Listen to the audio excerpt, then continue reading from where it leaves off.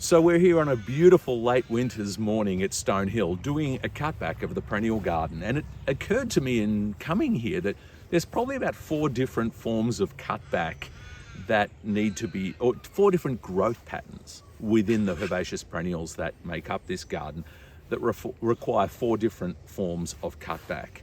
So number 1 really is something like this sedum matrona, where you can see down in the base there all of the new growth already shooting up. So that the stems are running clear of that, and it's rosetted right at the base of the plant.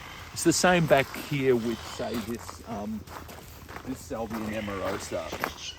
All of the stems above are dead and will not reshoot, but right down in here are the new rosetted growth forms.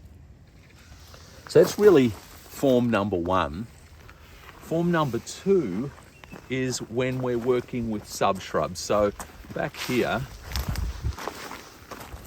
we have Caryopteris. This is Caryopteris heavenly blue, and you can see there's absolutely no green growth at the base at all, and so all of the new growth will come from just below or just about the same point as it grew last year. So you end up accumulating all this sticky woody stuff, and there's really not much you can do about that. Actually, I shouldn't say that. Maybe we should just try cutting one really hard and see what would happen. But this is a subshrub rather than a herbaceous perennial. So it has a woody base, but basically like herbaceous perennial top growth on which the flowering occurs. So that's about cutting it lightly, but when the time comes to cut it, I'll show you through these as well. Then the third real form are things like the grasses. In there is Calamagrostis Forster. Now in that case, again, the growth is all going to come from the base. There's no growth at the base showing yet, but I can shave them right off at ground level, pretty much flush, as close as I can get really with my machinery.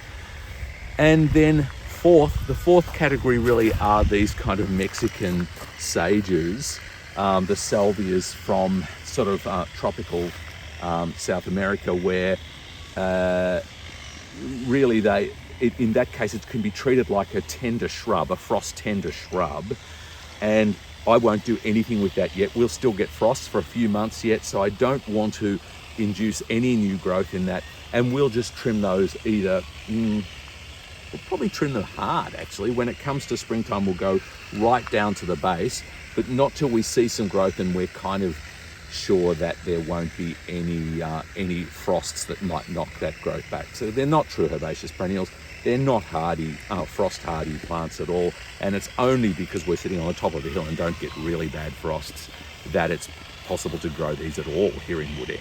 I can't at my place a few kilometres away, for instance. It's just way too cold. I can't. They get frosted right off and get killed. But anyway, they're the 4 fundamental different growth patterns. So let's now take a closer look at those. So now expanding on those 4 different growth forms, let's look again at the one that's really cleanly and clearly rosetted at the base. This is sedum matrona. Now traditionally I would always have done this with secateurs and come right down inside there and as cleanly as possible, and doing as little damage to the new shoots as possible, would cut that all flush.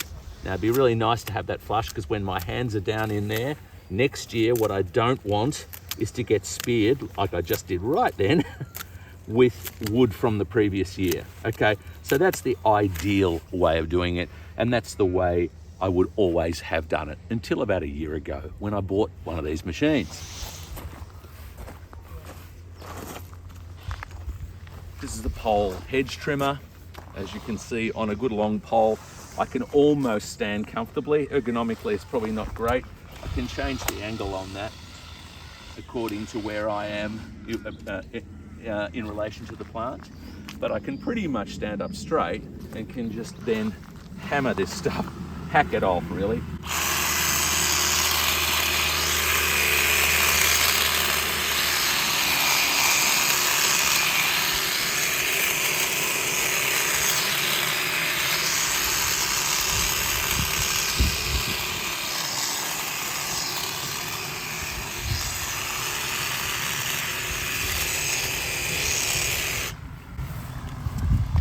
Now, as you'll see at a close look, You do a fair bit of damage. You chop into these new rosettes, and you also do leave stubble.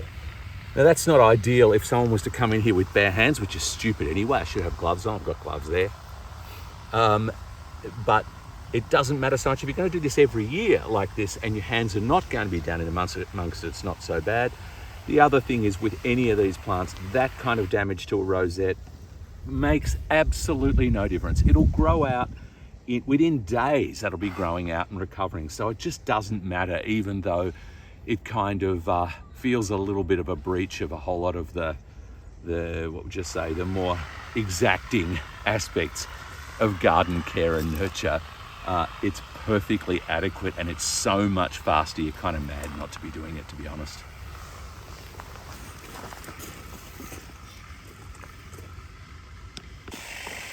It's the same with these Salvia nemorosus. These are actually easier still because the stems are just so easy to cut.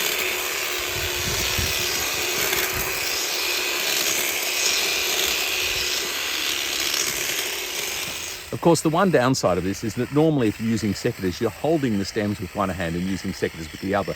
See, clearing as you go. In this case, you have all these dead stems left lying on the ground, and that's pretty painful. It's annoying picking it up, but it's so much faster. So growth pattern number 2 is that of the subshrubs, like in this case, Caryopteris. There's Perovskia here, which is now Salvia yangii, of course, which is somewhat the same. And you don't cut them right back to the ground. They have a woody base on them, inevitably, invariably, and there's nothing you can do about that. So basically, in this case, I could use secateurs. It wouldn't take me that long, but why not use this? It's so much faster.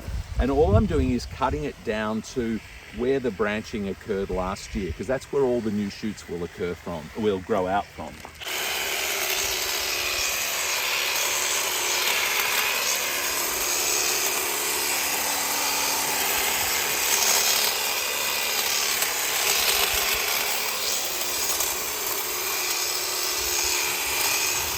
Now with subshrubs, it always looks a bit rough. And even if you do it carefully with secateurs, it looks rough. It doesn't look like a clean job. It looks like a kind of bird's nest, a woody mess, but that's just the way it is, no matter which way you do it. Our third growth pattern is that of grasses, where they're growing up out of a sort of vertical shaft. And in this case, what I do and have done many times in the past, particularly with miscanthuses, is bundle them up. Get a piece of hay baling twine and wind it around in one bundle and cut it off at the ground so you can just cut it away in one go. But it turns out that can choke up these machines a bit. So I'm just going to leave this unbound, I guess, and you can just see how easy it is with a machine.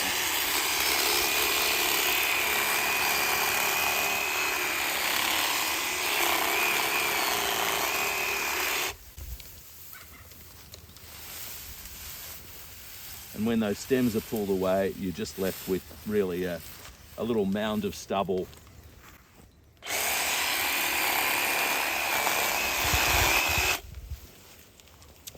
Again, you're likely to be cutting a bit into some green growth. It's just not going to matter. It's going to grow out so fast it won't even know it's happened. When you think how often grasses are grazed in the wild, then this is really just like a really pretty hefty graze. Now, alternatively, if you can't be bothered taking this stuff away, or if you want to leave it, all of the refuse on site as a mulch, what you can do, rather than cutting straight off at the base, which is the neatest and tidiest way if you're going to clean it up, what you can do instead is basically is cut it all off much finer as a mulch. And so in which case what I would do is start up high and just work my way down the plant.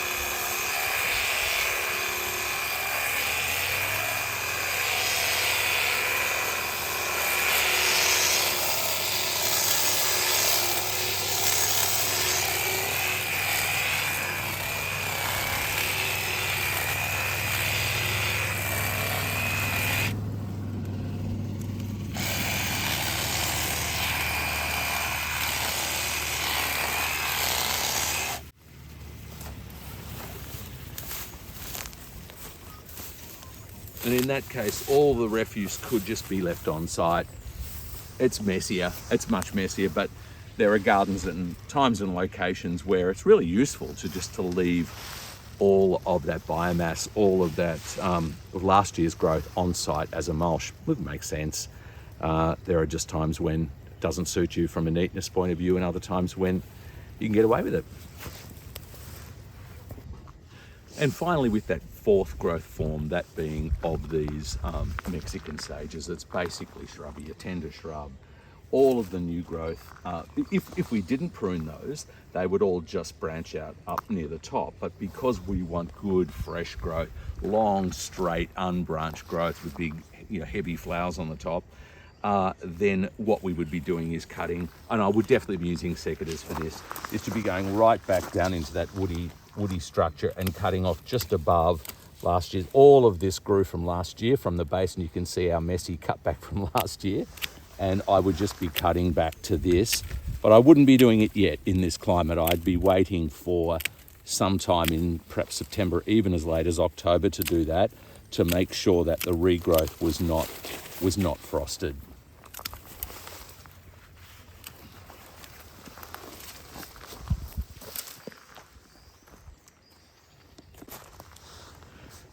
So that's fundamentally the 4 different growth patterns. And so each plant, as I'm approaching it, I'm thinking, where am I cutting it off? Right at the ground, or somewhere kind of at an aerial point of where it was cut last year, with leaving some kind of woody base like the subshrubs, or do I need to leave the whole thing until we're clear of frost? But that's what we're faced with today. We're going to be spending the day doing this, so I'm going to get into it.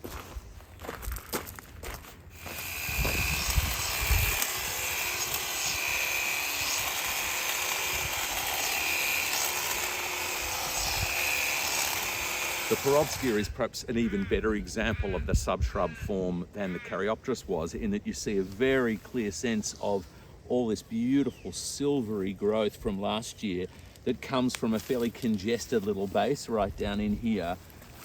So you can see these buds swelling on the base of last year's growth, and that's where this next year's growth is going to come from.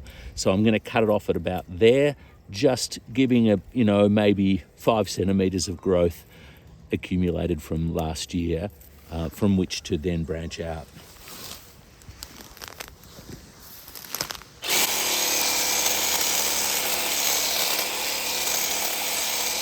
That's simple.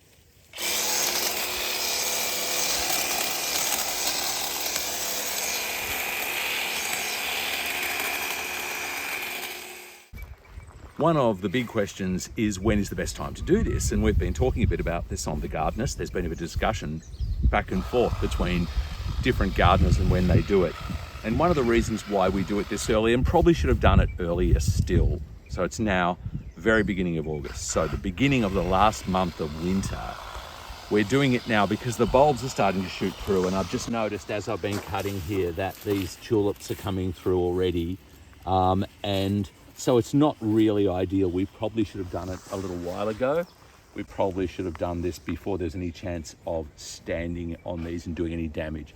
I can stand on top of the old perennials, the clumps of perennial, particularly because those woody stems are in there. They can cope with anything, but the bulbs really don't want to be stood on, don't want to be cut back and have foliage taken off them.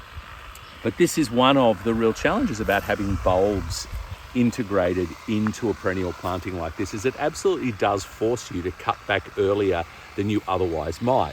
I mean, my preference would be to leave this all standing and probably until early September and then cut it back, because that minimises the downtime, minimises that bare time. But when you put bulbs in there, it forces you to cut it back earlier to make sure they're getting enough light.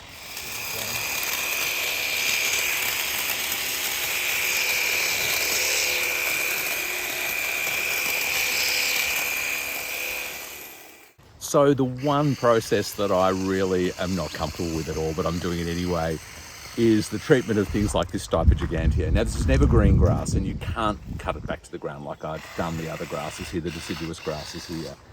And so the way I've always treated this in the past is to get in there with a pair of secateurs and to reach right down inside the plant and cut each of these old flower stems right back inside the plant.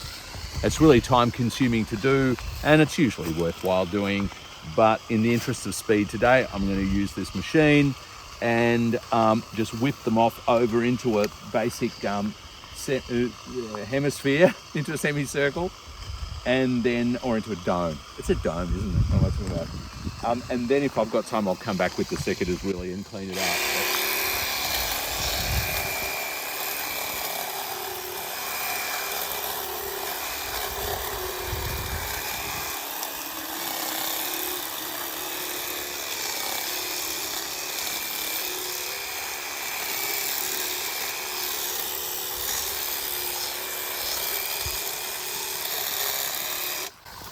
That feels like the biggest betrayal of my training of years of careful horticulturist, just to hack into it with a machine. But it's possible, and in no time at all the new growth completely masks it, so you can barely justify doing it the old way.